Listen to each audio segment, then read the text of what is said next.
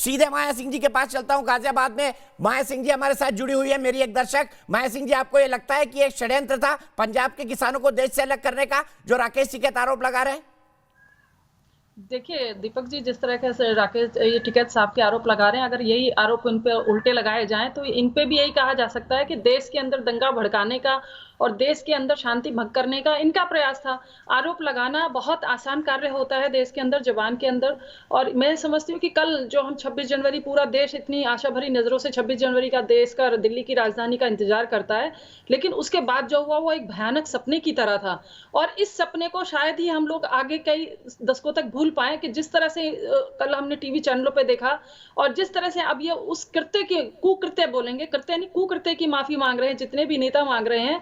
तो अगर ये कह रहे हैं कि हमारे किसान आंदोलन को बदनाम करने की साजिश थी, तो जब आपको पता था तो आपको आमंत्रण किसने दिया था ट्रैक्टर मार्च निकालने का? और हम देश के वासी, जो राजधानी को हम लोग इतने अच्छे से देखते हैं, हम दिल्ली एनसीआर में रहते हैं, आप एकदम हजारों ट्रैक्टरों का बोझ और लाखों लोग एकदम दिल्ली के ऊपर थोप देते हैं जबरन। तो आप सोचिए, जितने आपकी गिनती नहीं थी। तो मैं समझती हूँ कि वाकई आपने कहा था ना गोलियां चलाइएगा, अभी टिकैत साहब का कहीं पे मैं एक बयान देख रही थी, आप चाहते थे कि दिल्ली पुलिस गोलियां चलाए और आप इस तरह से उस लोगों को बदनाम करें। तो आप, बल्कि मैं कहती हूँ ये फिर भी आप, जैसे एक मैं कह रही थी कि कहीं पे सुना मैंने कि दिल्ली पुलिस ने बड़ा संयम बरता। ये सच बात है, अगर उसने गोली खोल दी होती तो कल का मंजर और ज्यादा भयानक हो गया होता।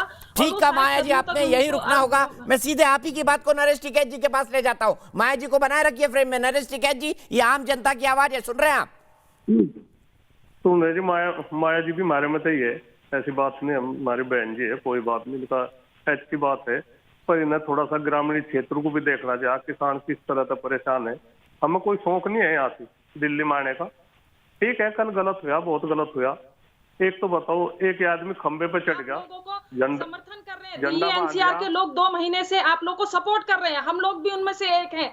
लेकिन जो कल का कृत्य है उसमें कोई समर्थन नहीं कर रहा। आप इस वाले एक कृत्य से आपकी जो सरकार के साथ नेगोशिएशन चल रही थी वो फुटबैक पे है। अब हम किस मुंह से आप लोग को सपोर्ट करेंगे? हम लोग भी ग्रामीण परिवेश से हैं और हम पिछले 2 महीने से आप लोग जो जितने बॉर्डर सील करके बैठे हैं, जो दिल्ली एनसीआर में हजारों लाखों लोग अप एंड डाउन करते हैं, वो झेल रहे हैं। आप ये सोचिए कि आपने 2 महीने का गुस्सा कल देश की राजधानी के लोगों पर जिस तरह से निकाला है, वो बिल्कुल भूलने लायक नहीं है। टिकैत साहब, आप ये मत बोलिए कि हम भी, आप हमारे भाई हैं, लेकिन कल जिस तरह से हुआ, आप उसको, आप निंदा करके, आप उसकी माफी मांग के आप अपने अपराध बोध से मुक्त नहीं हो सकते हैं। टिकैत साहब सुन लेते हैं, नरेश जी की बात सुन लेते हैं। नरेश जी, माफी शब्द हमारे शब्द कोश में नहीं जी। गलती मान सके, गलती गलत हुआ वहां से माफी शब्द नहीं हमारे शब्द कोश में।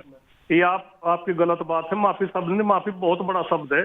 देहातों में जिसकी इज्जत नहीं, आपने नहीं मांगी। योगेंद्र यादव जी ने किसी चैनल पे, मैंने उनको सुना, यादव जी ने माफी मांगी। अगर इसका मतलब आप माफी मांग रहे हैं तो आपको ये एहसास है कि आपने गलती करी है।